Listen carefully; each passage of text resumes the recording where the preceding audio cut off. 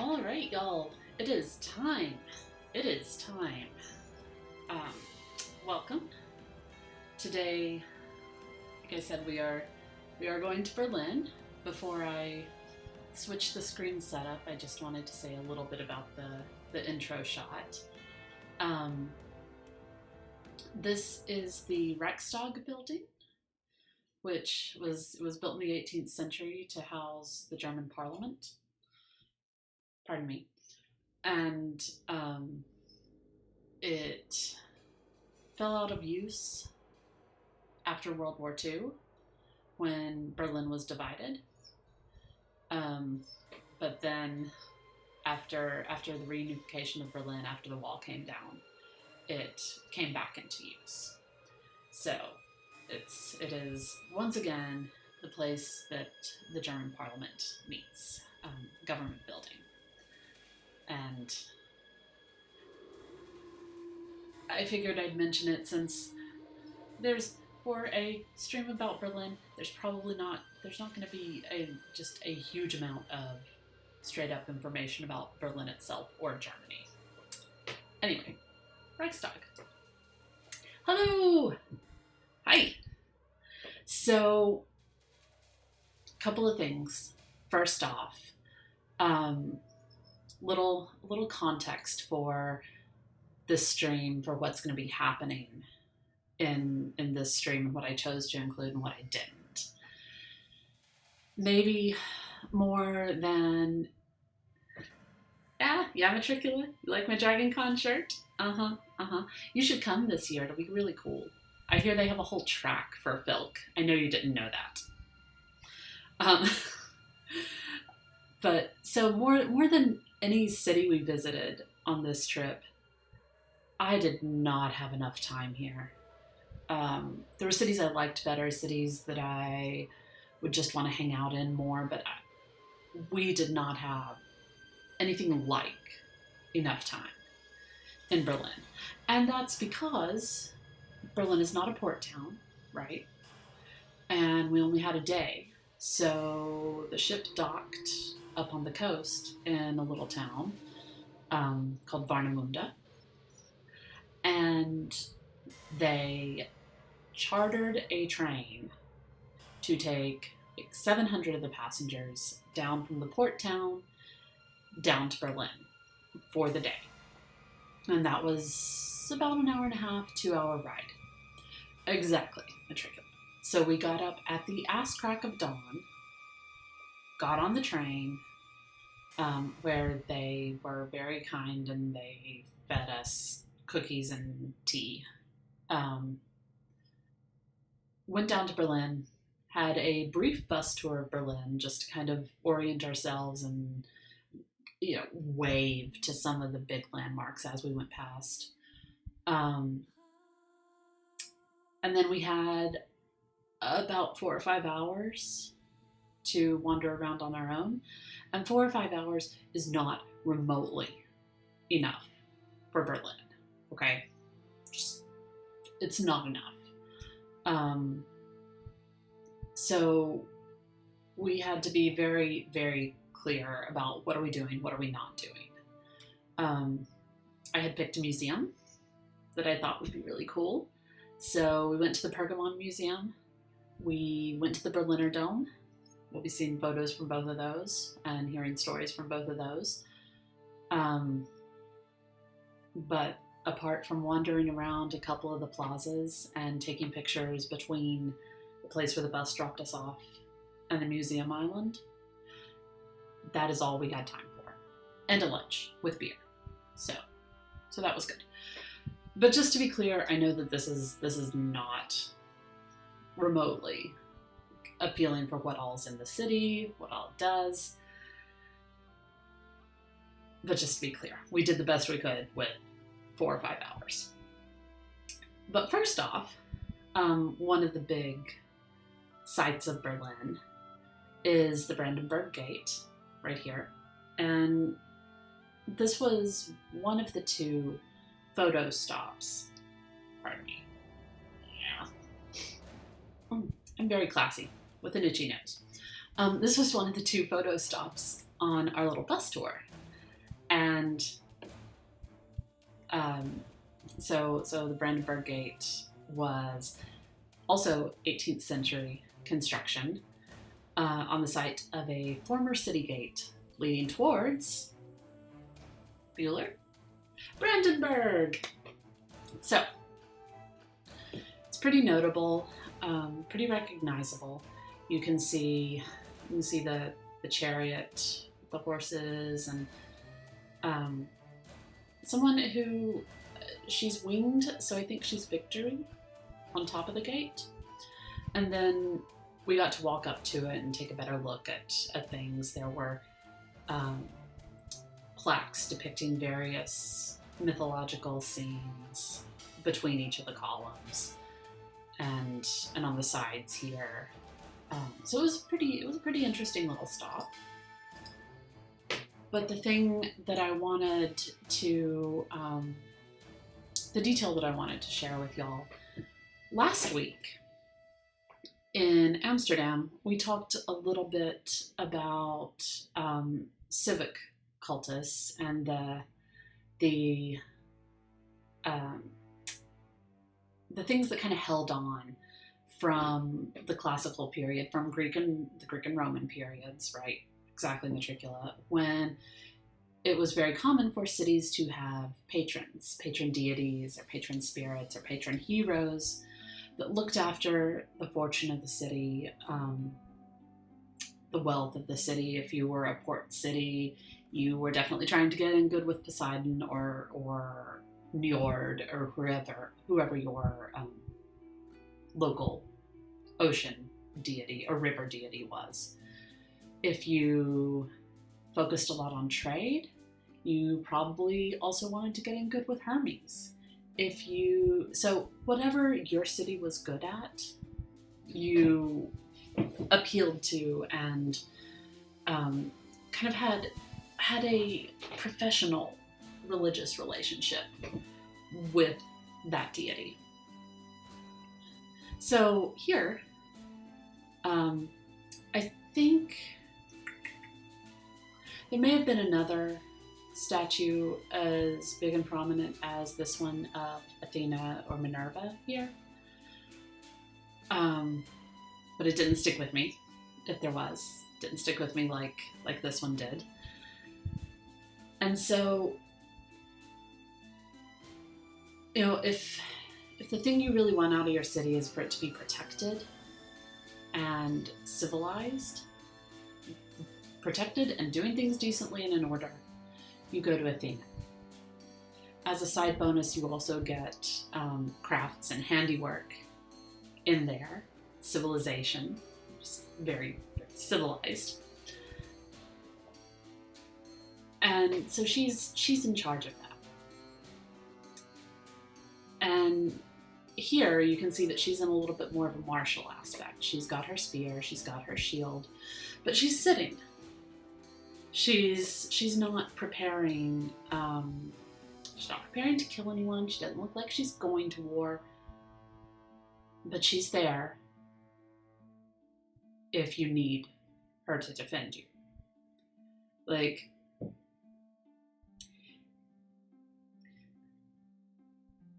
never mind. I'm not even going to make that comparison because that's unfair to Athena. But she is absolutely defensive, strategic warfare. But yes, exactly, Matricula, exactly. This way for crafts and Athena. That's you know that Athens is Athena's city, so you know that they're going to value craft and excellence and civilization. That they're going to see themselves as apart from the barbarians, and going to emphasize all the things that show them to be civilized, show them to be cultured. So I always think it's interesting when I see holdovers from that practice. So originally I wasn't going to include this picture of one of the remains of the Berlin Wall here. Because we didn't stop, we didn't get out and look at it. But it's from the bus window. You can see one of the little "Please stay buckled in" stickers from the bus window. But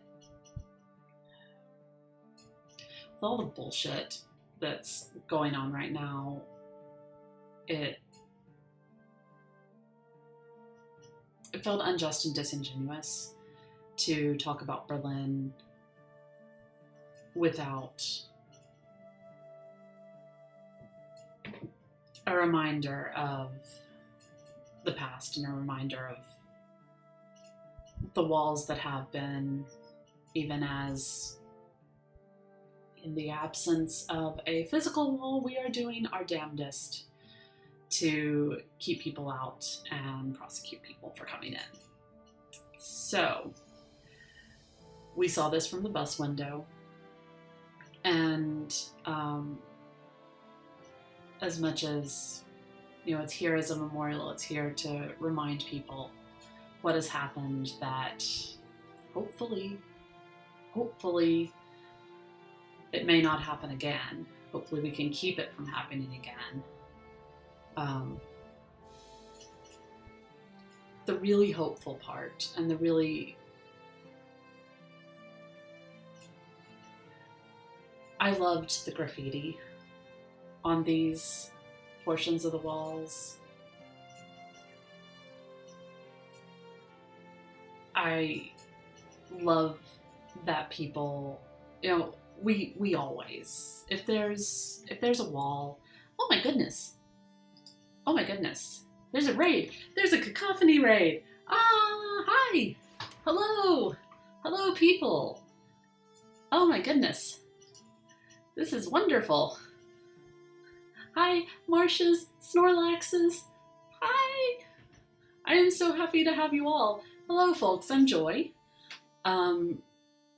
And we are just diving into talking about Berlin. You came in at a heavy moment when I was explaining that that this is a bit of the Berlin Wall that we saw from our bus, and I wasn't originally going to include this in the stream, but I feel like it's important to remember the walls that divide us. Yeah, it's something that we have to talk about, given current events. Yes, exactly, cacophony. And the fact that folks finally managed to tear this one down, and we've still got an administration that wants to put a physical wall up, and in the absence of it is just trying everything shy of that. So I felt the need to include this. But moving along, this is Gendarmenmarkt. This is where the bus dropped us off after our little kind of round the city tour. And it's a pretty cool square, and we're going to look at a couple of these buildings in more detail in a minute. The church type building with the dome, I believe that's the French church, the French cathedral.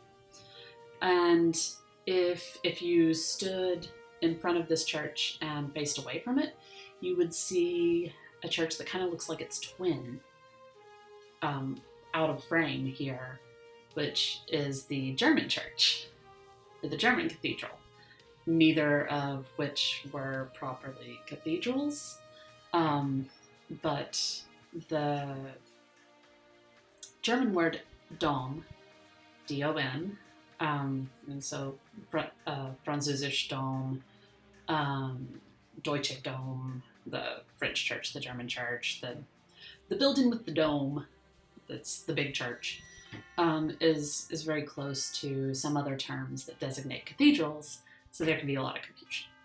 But it was pretty cool to see, and there's a little there's this little currywurst outside terrace restaurant, which we didn't go to because someone, my spouse, doesn't like curry or sausage. So that's okay. So this is the Konzerthaus. It's in Gendarmenmarkt, and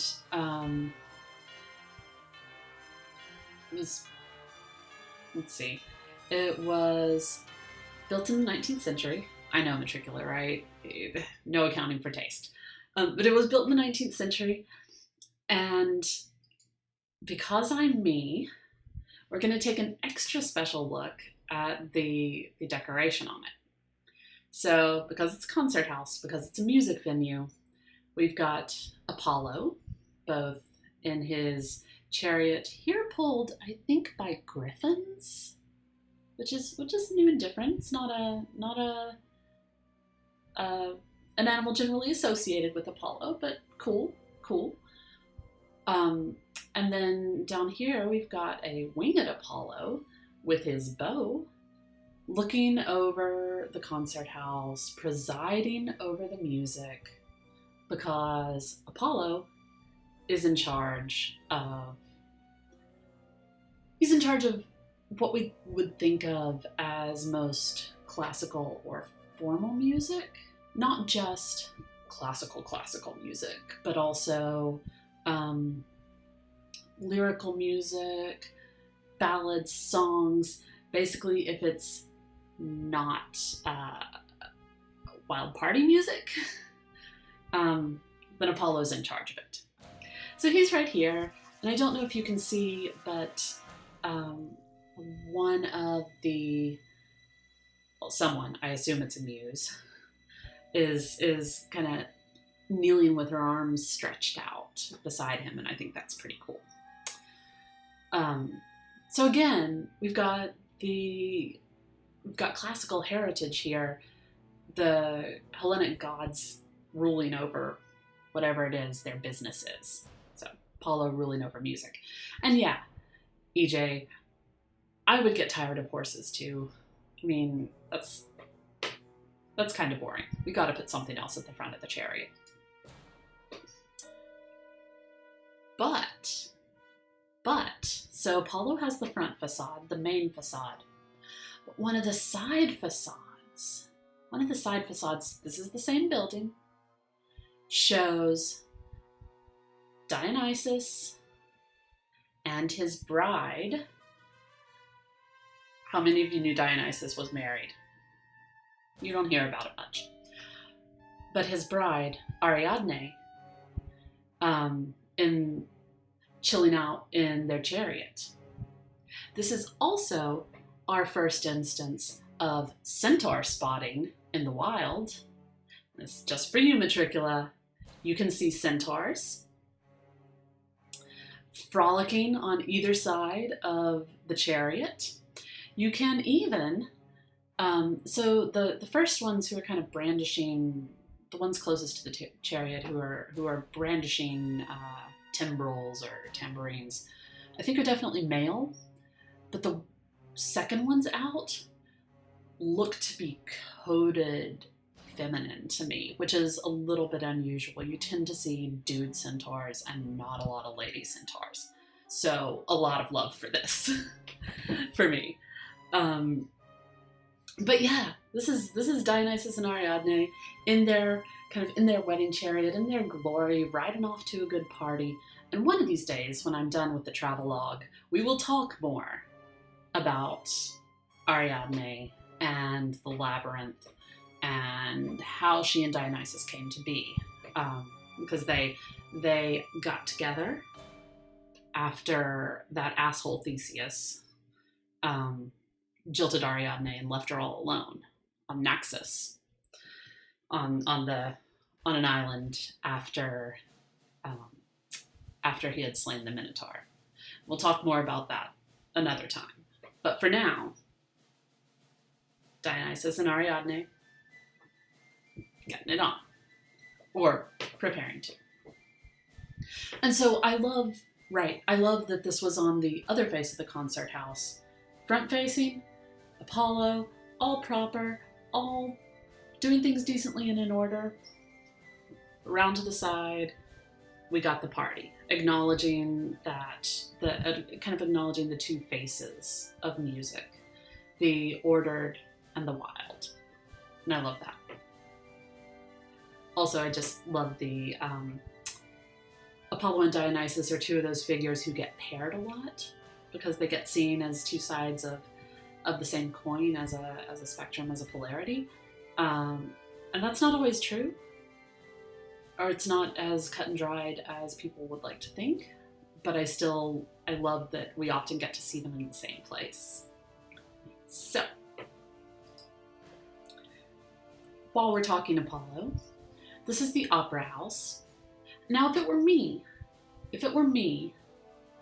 if they had asked me who should go on the front facade of the Opera House, I would have gone with Dionysus here, because Dionysus is the god of theater. By all means, put Apollo on the front of the concert house, so he's in charge of music. But narrative music, theater and music together, that's kind of Dionysus's domain all over. Some of the earliest Greek theater was part of Dionysian festivals and worship of Dionysus, which is pretty cool. But they didn't ask me. I know you're all surprised. So instead, we have Apollo and the Muses. All the Muses this time. You can see the Latin up here. Here's just a little bit of a closer view, so we can see Apollo and the harp, and the Muses spreading off to the side of him with their emblems of what kind of art or what kind of science. Because muses aren't just about art. There's a muse of astronomy, a muse of mathematics, I think. But most of them are about some kind of art. But they're off to the side with emblems of their particular specialty. So you've got muse of comic music or comedy, the muse of drama and tragedy, the muse of epic poetry, the muse of lyrics and erotic poetry, etc. So that was pretty cool too. And this was the first city where there was just a whole lot of classic influence in a way that was really out there. So I enjoyed myself immensely. Ooh, that's not as big as I would have liked. I included this just because this is a shot of the History Museum, the German History Museum, the Zeughaus. And in addition to these big old piles of armor and flags that are up here on the top, in the triangle, in the frieze here, is another scene of Athena in a more martial aspect. So kind of guarding the history, the history of victory and conquest and all of that as well as just guarding the entrance to the city. So again, just a lot. I found it interesting but not surprising that there's a whole lot of Hellenic, of Greek and Roman references in the artwork, and no Germanic or Norse, the things we think of as Norse mythology, no Germanic gods showing up. Probably because those traditions were considered barbaric in contrast to the Greek and Roman traditions. It's kind of sad. I mean, I would have liked to see Thor or Tyr as well as Athena, but it's all right. And then Athena still hanging around, training up the city's youth. So the statues on this bridge were kind of a training montage, honestly. I'm not going to show you all of them, because that would be a lot. But there was her teaching this dude. Here she's teaching him how to throw a spear. There was another one where he had a bow and was learning, another one with a sword. So Athena here is playing the role of Mr. Miyagi or Apollo, any of those trainer types who's got to get their prodigy up and ready to go. And so she's training this dude up, getting him ready for a life of warfare or just ripped abs. I'm not really sure. However, not safe for work, y'all. This dude ran into battle naked, apparently, so maybe there's still some Germanic influence here. Ran into battle and got himself hurt, maybe killed. Cocky teenagers, what are you gonna do? So, naked. Cacophony, I'm pretty sure that this was an artist choice, so they got to sculpt naked young dude rather than actual practice, but it's more fun to snark about.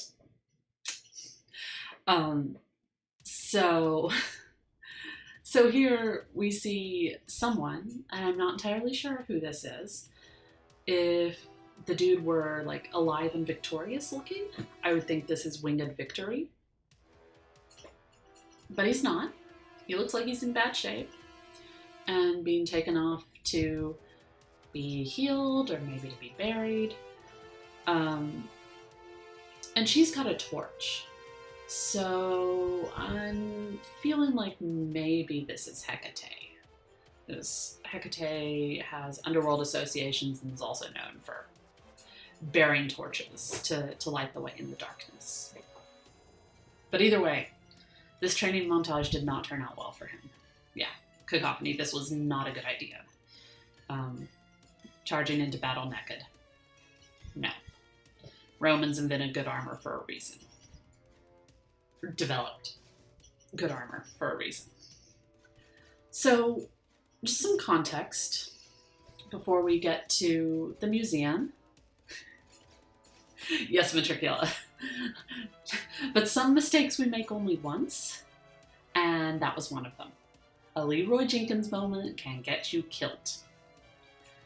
And not in a good way. So this is the courtyard of the National Gallery. Well, so Cacophony, it, like so many other things, it's context dependent.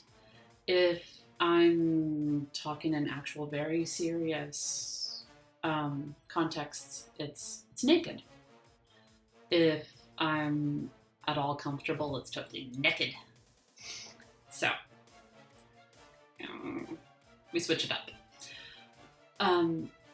So this is the courtyard of the National Gallery, and all these buildings that you see here are museums. There are several museums around this courtyard, and we could only go to one of them. We only had time to go to one of them. There's a 3-day pass for all of them that was maybe €5 more than the cost to get into one of them, and it broke my heart that we couldn't. That sucked. But we really only had time for one. But this was a really pretty courtyard too, and it was a lovely overcast day when we were there, so it was pretty and not too hot. There were a lot of statues in the courtyard, and some of them, as I was going through this, I'm setting aside pictures for another like straight up mythical creature spotting in the wild stream, because there's too much. There's too much for one stream. So I'm setting aside pictures, and we'll see more here. But I wanted to share this one, especially because we had talked about Hercules and his lion pelt in Cadiz and some other places. This is him gaining his lion pelt by wrestling, talking about how we roll in the South, wrestling the Nemean lion and taking him down so he can wear his skin. Also, I mean, I feel like this sculpture is an excuse for gratuitous back muscles, and I, for one, am here for it. So, we're in the Pergamon Museum now. We're going to be for a while. So, we've come to Berlin for this stream to spend a lot of time on Babylonian and Assyrian Antiquities. I hope you're here for that.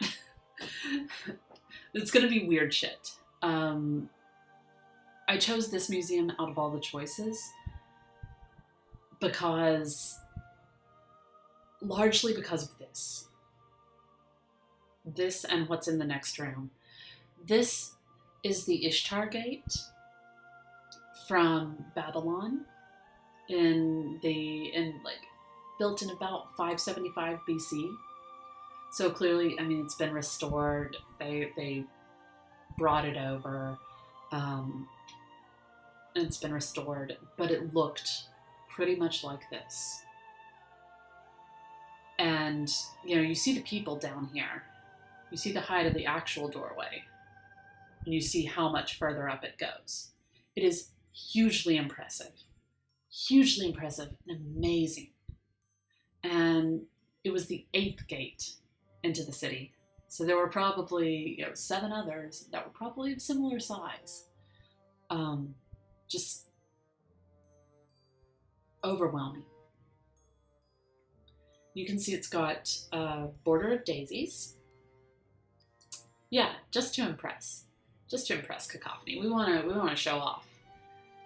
And then this was another panel from it. It was just displayed separately on a wall with some kind of, I feel like these are stylized palm trees, which Ishtar and Inanna were associated with palms and the wealth, palm fruit, palm oil, that came from them.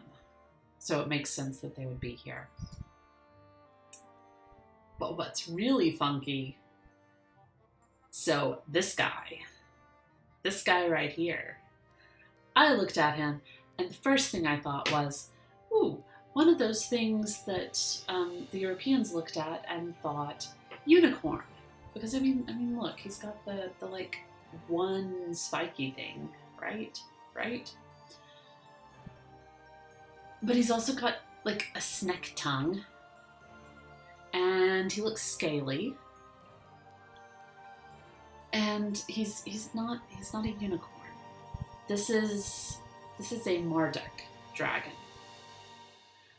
And Marduk, yes, is a dragon, is also kind of a chimera, Cacophony, well spotted, in that there are a bunch of different things going on here. His front legs are feline, they're kind of lion pawish. His back legs are taloned, big ass talons. And you can't see his tail, but his tail's long and snaky. And he's got the horn.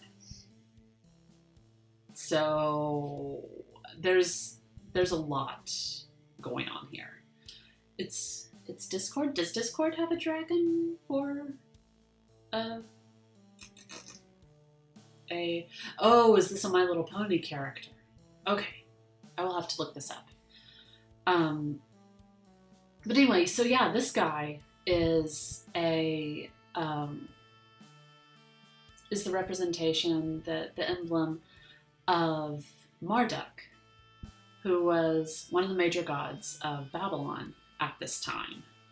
And he had in the way of gods, inherited his powers from some of the earlier pantheon of gods, the previous regime, as it were.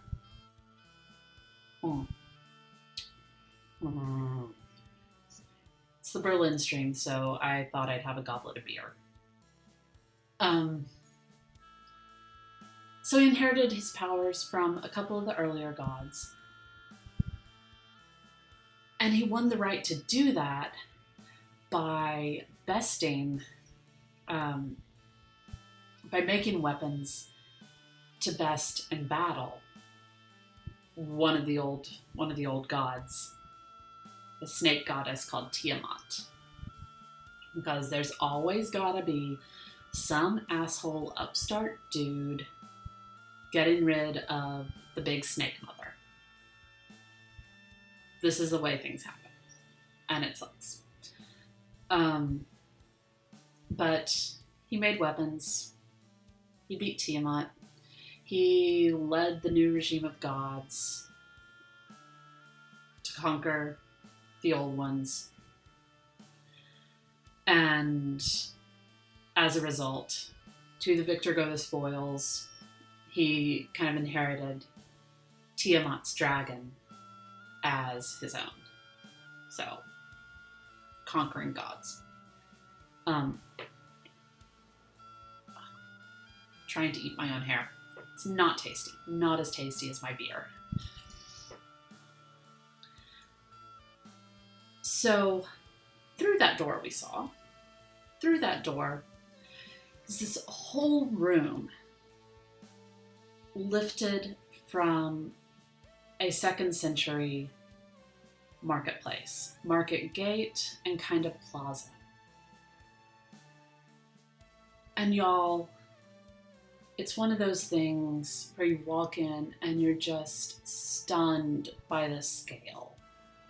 You can see how tall this platform is in comparison to the people. And we'll see the view of the people taking pictures here in a sec. But I also just want to say there was, right here, this railing is around a huge mosaic displayed on the floor. And it was also amazing. Hi, I'm Trigger Happy. Hello. Hi, welcome to the stream.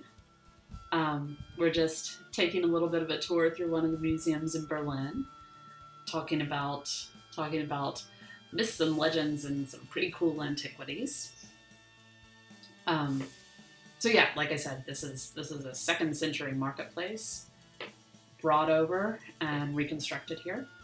Oh, thanks, Matricula. Sorry, this is the Pergamon Museum in Berlin, and it's actually named because it's one of their big exhibits is the Pergamon altar, but that's closed off for some reconstruction and maintenance, so we didn't get to see that, which was super sad. So I'm trigger happy.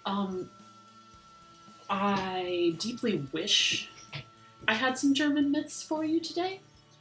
We're actually going to be talking more about some classical Greek and Roman and Babylonian and Assyrian ideas and myths and characters, because that's what was in the Pergamon, and that's what we got to see. We didn't have very long in Berlin at all. It was a day trip down from a port town, and so we had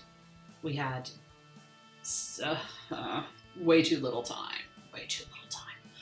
But I do have plans to do actual less scattered storytelling once I'm through my travelogue set, and there'll be a great diversity of myths and stories that we can go into in more depth once I'm through my travelogue. So yay! So real quick, I want to give you the view from that platform we just saw. So looking back towards the door, this is the actual gate portion, the market gate. And I didn't even know what to do with myself looking at this. It's huge. That's what she said. And entirely impressive. And I could just imagine it being like swarming with people and patrons. Exactly. Yeah. It felt like a temple. I know it wasn't. It was a marketplace, but it's still... We have that association of this kind of construction, these kind of columns, equal temple or equal grand place, sacred place in our modern associations. And so it just I had a lot of feels, y'all. That's what I'm trying to say. And then, okay, hold on just a sec. So the next two pictures were from a couple of pieces that were up in here. And the first one, because I'm me, I can't resist the opportunity for an Apollo Dionysus pairing. So we get Dionysus first this time. This was a column. I don't remember what it was for or where it came from, but in addition to the really cool swirly decorations on it, I super loved the bearded Dionysus face. And you can tell, I know some of you out there might be saying, but Joy, how do you know it's Dionysus? It could be any bearded dude. And I mean, true enough, but he has ivy hanging down on each side of his head, and that's how you know it's Dionysus. And so I was very happy about that. It's also a little bit rarer in the grand scale of things to see bearded Dionysus than it is to see like young, fresh-faced kind of femme Dionysus. Because it's what sculptors want to sculpt. Not that I blame them. And yes, Dionysus is all about the ivy, all about anything that creeps and climbs and clings, vines that creep in and take over. Cacophony? So you're suggesting that Dionysus spent some time with Vikings. It's interesting that you say that, actually. Dionysus is canonically a wandering god. He is never from anywhere he shows up. He always shows up from somewhere else. He is the quintessential outsider. The outsider god, he's the god who comes, and you can take that on like all the levels. But one of the Dionysian bloggers I read has some theories about Freya's husband, Odd, whose name, he often gets syncretized with an aspect of Odin, Odd, Odin, and that particle is related to the word that means frenzy, madness, which is what Dionysus is all about. And Odd, Freya's husband, yes, I'm happy, Woden, Odin, Wotan, king of the Aesir, leader of the Aesir. But Freya's husband, Odd, is known for not being there, for having gone a bit mad and wandered off. And one of the Dionysian bloggers I read has a theory that might be the northern and Germanic incorporation of Dionysus. I don't know that I've seen enough textual or practical evidence for that, but it's kind of cool that you brought that up. because Dionysos got around. And yeah, definitely cool theory, Matricula. Tengri? So I'm trigger happy. I'm happy. I'm gonna go with I'm happy instead of trigger happy. I'm not familiar with Tengri, but I would love to hear about this. And if you don't want to say right now, I will look it up after. Yes, I will post resources. So Dionysus being all ivy crowned on a column. And then here's a plaque.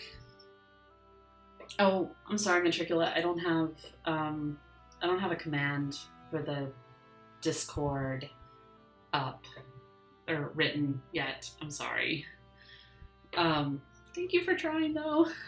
Our Social Justice Bards Discord is awesome and people should come see it.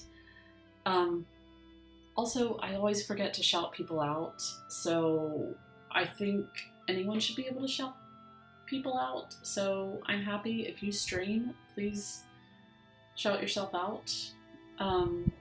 And yeah, thank you, Matricula, for shouting out Cacophony. Please shout out yourself too. Okay, so I'm happy. Tengri is Asian deity. Awesome. With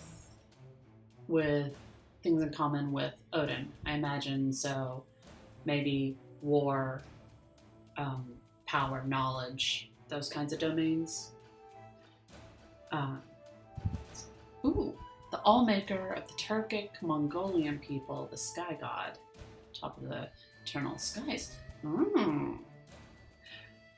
Yeah, There's so much good myth out there that I don't know, and I need to grab it and learn about all of it.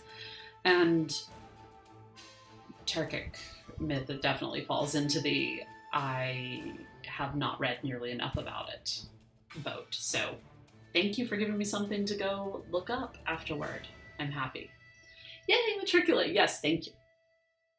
Anyway, so this naked dude is Apollo. On a plaque up right near the pillar with Dionysus on it. And you can kind of see the feet of the folks he's flanked by.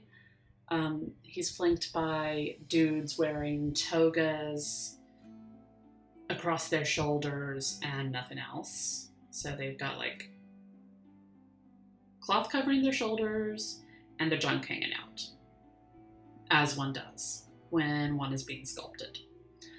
And laurel crowns on their head, which says that they are probably winners of big athletic competitions or victors in a battle or some other, or poet laureates. Laurel, you see? Because Apollo's reward was a laurel crown. So Apollo's in the middle and he's lost part of his face and that kind of sucks. But he's got long flowing hair, which I dig. And I like that in his, I guess it's his right hand, but facing me. Anyway, in his outstretched hand, he's got a little deer with antlers. And then in his other hand, he's got a little mini symbolic bow. So he's very much in his aspect as a god of the hunt here.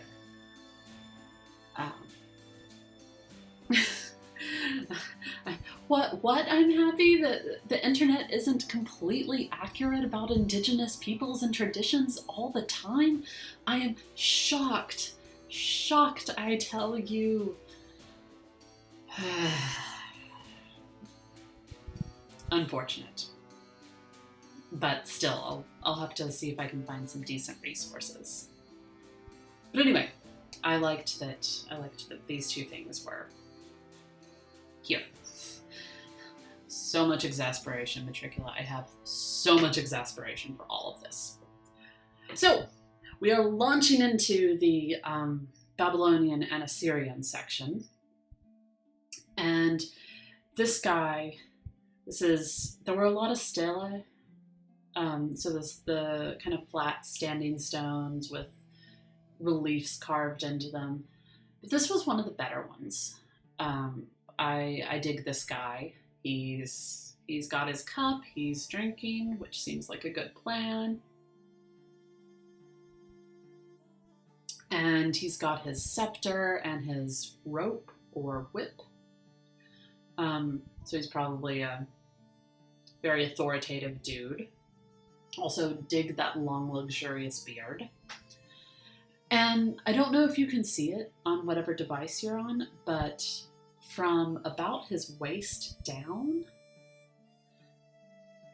the stone is just covered in cuneiform, the ancient Babylonian writing method. And that was so cool to see. So cool. And yeah, Matricula, definitely a top, at least socially. I wouldn't begin to speculate about his preferences in private. Not at all. There were, oh crap. Let me see. I didn't plan this well.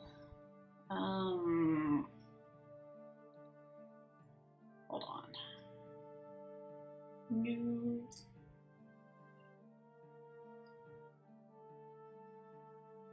Okay, so we're gonna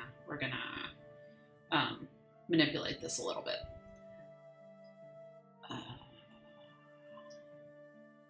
Yeah. So, this is a pair of smaller stones. Very, very, very small.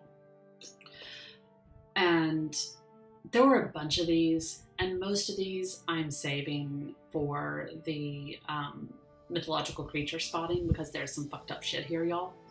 But I wanted to share this bear man on this stream because I have no idea what's going on here. Except that Bear Man is getting ready to kill Bunny, and or getting ready to disembowel Bunny, and I'm very confused. However, we do need to address the shake weight issue. So hold on a sec. I apologize. So in theory, this is probably just a soldier dude with a shield of some sort and a spear, and again digging the long luxurious beard. And there were a lot of these. The ones that were worn away more really looked kind of gnomic because they've got the pointed caps, and if you notice this guy's shoes, they're pointed on the ends. So the ones that were worn away and just kind of outlines really made me think, oh my god, it's David the Gnome. Or kin to. But no, soldier. So let me re-jigger this. There we go. So, there's a lot of detail in this one, and I'm sorry if it's too small to be seen, but it was so cool. So, there are two, in the middle is a lot of cuneiform writing here. Up top are two winged dudes kneeling and presenting us with plants. On the bottom are two eagle-headed winged dudes, also presenting us with plants. Now, I had to go do research. because there were a lot of these eagle-headed dudes, and we'll see a bigger one in a minute, because I need you to see the details here. I also need to talk about them in more depth. But, so all these four, the long-bearded dudes who just have wings, and the eagle-headed dudes, are all a class of divine creature. I should not be that flippant. A class of divine creature called Apkallu. Apkallu. Apkallu. And these are tutelary, they're teaching deities in Babylonian and Assyrian tradition. And the weird thing is, I didn't have the resources at the time to go into a super deep dive. But from what I could see, a lot of what I read talked about them being described as fish-like, as carp-like. But there was also the acknowledgement that they're often represented with wings in this winged dude form, or in this eagle-headed winged dude form. So I feel like there are nuances that I'm missing here, but at least according to the resources I could find, these are Apkallu. These are teachers. Kind of, for the Tolkien nerds out there, kind of like the Maiar, who were sent to, who became known as the wizards, who had domains that they taught the people of Middle-earth about. So it looks to me like these are concerned with agriculture, or the tending of and use of plants. But they taught all the arts of civilization. Maybe so, Matricula. Maybe these are the Lost Blue Wizards. I would not be surprised. So,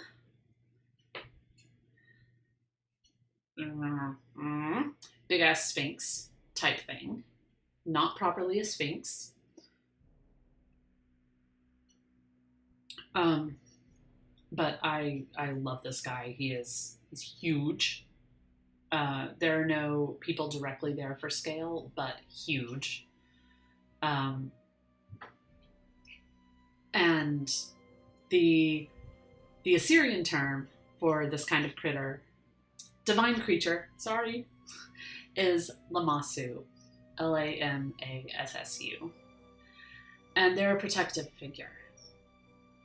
So not like the Hellenic, the Greek Sphinx, who you bloodthirsty critter and you walk up and you have to solve a riddle or you may not pass, kind of terrorizing the land.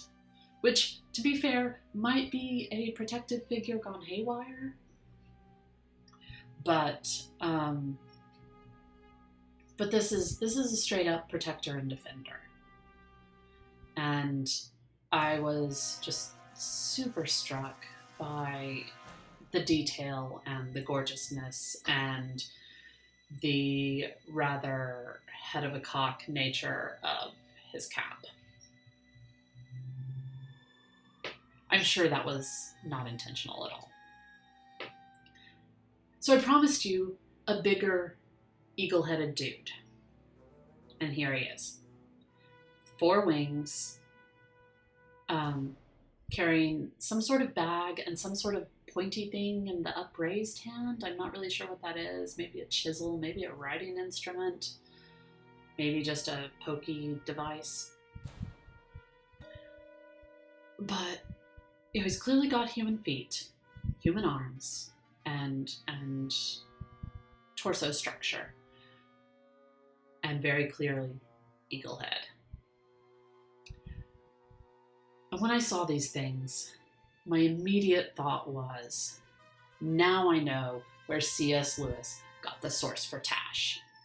So if you're not a big Narnia nerd, the incredibly problematic depiction of the Calorman people in the Narnia books, who are kind of undifferentiated brown people. Are they an Arabic folk? Are they supposed to be Indian? It's just Middle Eastern. But they're brown. They're scary. And Lewis is a white dude. Was a white Christian dude, and it's not great, very problematic. But their primary deity, according as written, is called Tash, and is described exactly like this, as having the body of a man and the head of an eagle and wings. Right, Matricula. Yeah. And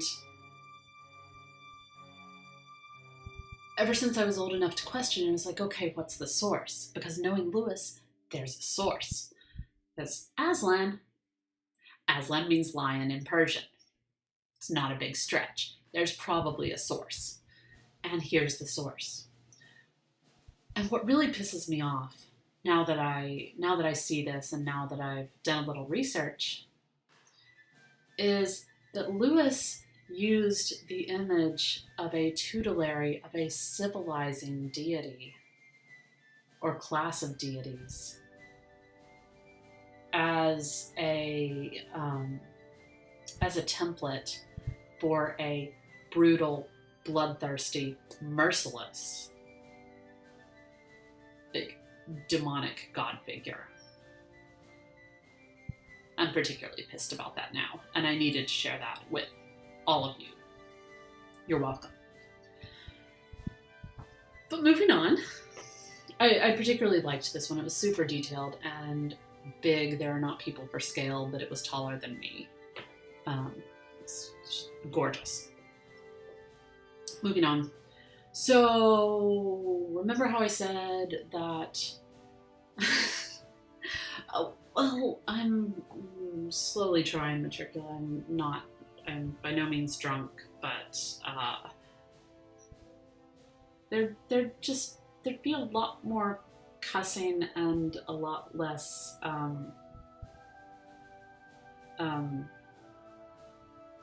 nuance. But still, maybe someday. Anyway, so remember how I said that in my reading there was a lot of talk about the Apkallu, these tutelary deities, being described as carp-like or as fish-like. And I wasn't seeing it. It was, here are the fishmen. Here are the fishmen. So my guess is that C.S. Lewis wasn't the only straight white problematic misogynist dude to turn to Babylonian and Assyrian mythology for his sources. Hello, H.P. Lovecraft as well. It's looking a lot like fishmen. And this, you don't really get a sense of the scale here, but this is kind of like a big ass stone box with carpmen on all sides. All sides. And if you are thinking about the Sea of Dicks that we talked about a few weeks ago, I mean, I wouldn't blame you for thinking of those, thinking that there was a certain resemblance with these as well. So, see, I know Matricula, I know. Thinking about the Sea of Dicks. Who isn't? Who is ever not thinking about the Sea of Dicks? Plenty of people. Plenty of people do not care about the Sea of Dicks, and that's fine. Anyway, so this is just a small selection of the cool and weird shit we got to see in the Pergamon Museum. Like I said, I'm saving some of the really crazy stuff for the mythical creature spotting stream, which is likely to be less about details and more about what the fuck is this? Look at this shit with me and be amazed. But a little bit of a feeling about it. There was also a whole section of Islamic artwork, which had some really amazing mosaic work, carpet work, inlaid woodwork, just amazing stuff. But I had to make my choices. I had to, and these were easier to yell about. But I know that none of you would be happy if we didn't look at a church. So before we end, we talked a little bit about the paired French and German church back in Gendarmenmarkt, the Französischdom and the Deutscher Dom. This is the Berlinerdom. Again, not an actual cathedral, not an actual Catholic church. This is a Lutheran church, and it's not a Lutheran cathedral either. It's just a really big church, but pretty cool, right? And big dome, smaller domes, pretty cool.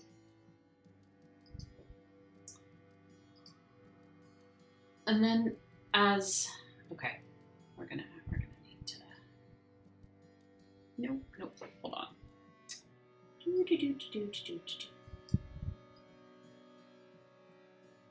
So,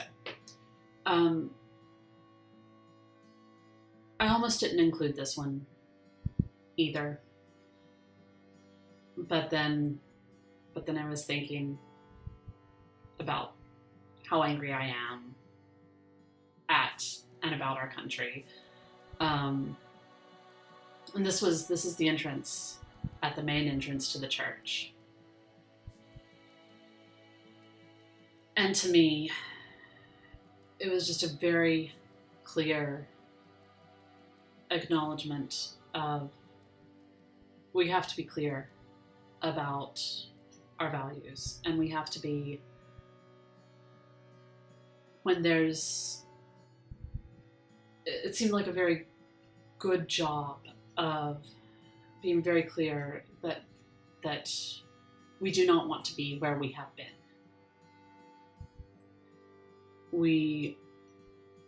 Here's what we are for, here's what we are not for. And I really appreciated that bluntness and that clearness. It made me happy. Yeah. So I wanted to present that as well. And then, because we like to end on a light note, we'll just clean this back up. There we go. I promised y'all a big organ. I promised y'all a huge organ. And this is a huge fucking organ. Alright. It's an organ with an organ. Because I heard you liked organs, so I got you an organ to go with your organ. It is gigantic. Gi-fucking-gantic. I mean, we saw a lot of big organs on this trip, and I haven't showed you most of them, because a girl has to keep some secrets. But this one was particularly impressive in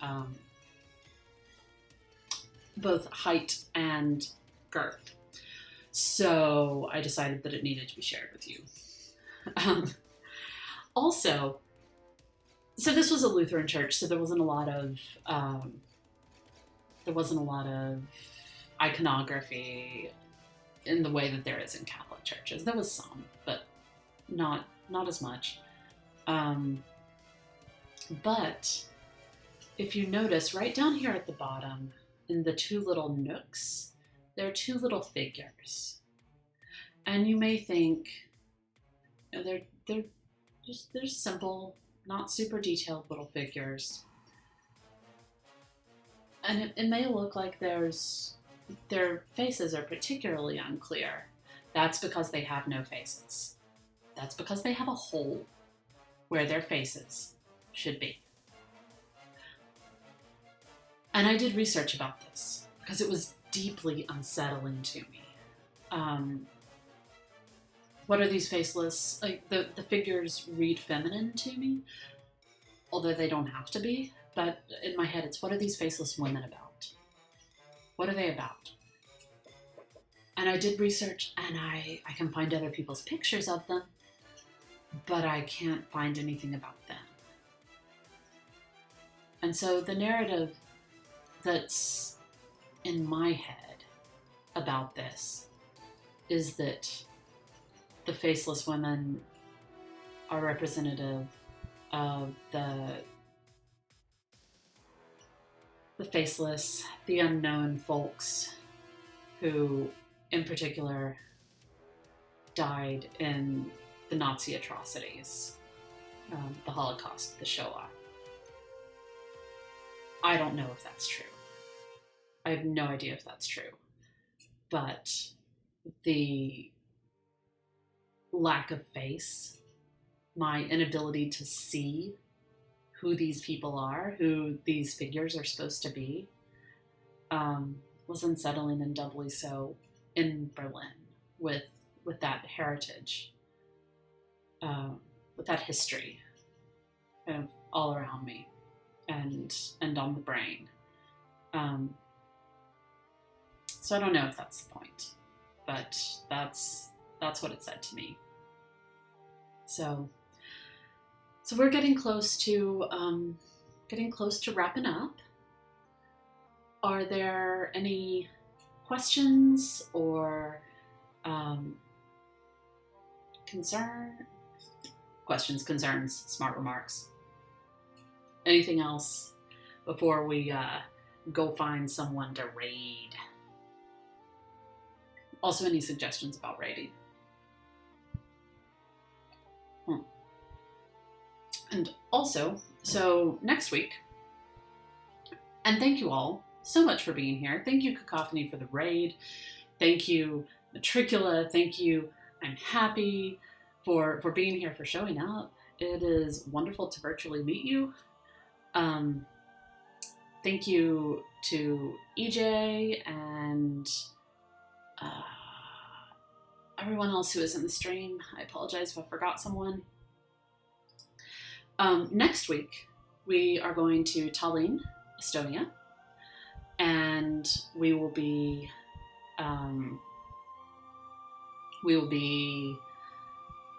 looking at some very storybook scenery and talking about some very different church architecture and such. D2. Ooh, Spanish music couple. I like it, Matricula. Let's do that. So we'll be doing that on Thursday at 2 p.m. You can find that in my events. And oh, well, let's not sack them. Let's just go there. But you reminded me it is time to post my raid call. So I would love it if you can stick around and raid with us. So raid. Let's see. Direct. I can type. Direct to D2. Okay. There we go. Yay! We're raiding. Thank you all so much for being here. Next week, Travelog stream is on Thursday. I am hoping to do another tarot and other stuff stream on Tuesday evening. So hopefully I'll see y'all then too. And have an awesome day. Thank you for being here.